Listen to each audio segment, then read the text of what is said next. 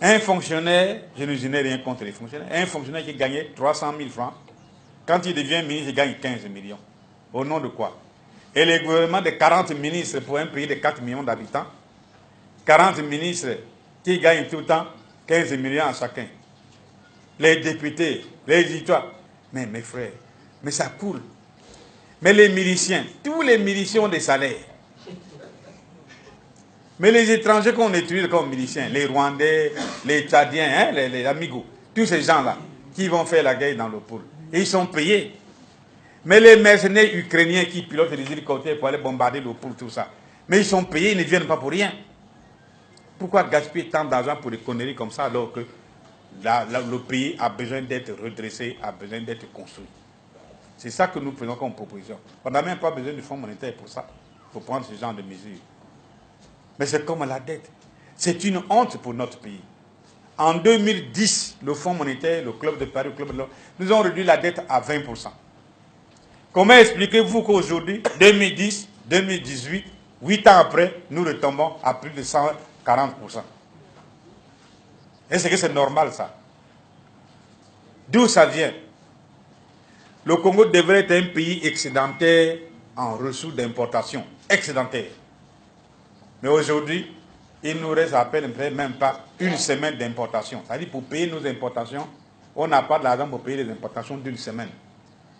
Tout ce que nous mangeons ici, comme ça vient de l'extérieur de l'importation, ce sont les autres pays là seulement qui payent pour nous, dans le cas des compensations au sein de comptes d'opération. Nous n'avons plus rien. Et les deux raisons, c'est quoi? Le déficit du budget du Congo et les détournements des fonds, puisque l'argent est détourné. Quand on vend le pétrole, l'argent ne rentre pas au Congo. Il ne rentre pas au compte d'opération. Mais il va où? Il va où? Il n'est pas placé au nom de l'État sur une place financière internationale, mais placé au nom des individus. Vous voyez l'exemple de Panama, il y a 60 comptes des Congolais à Panama. 60 comptes. Hein? Non, 60. 60 comptes des Congolais à Panama. Mais c'est très grave. Voilà pourquoi on demande Gilbert. Vous voyez? Il faut qu'on l'amène devant la télévision congolaise, hein, Télé Congo.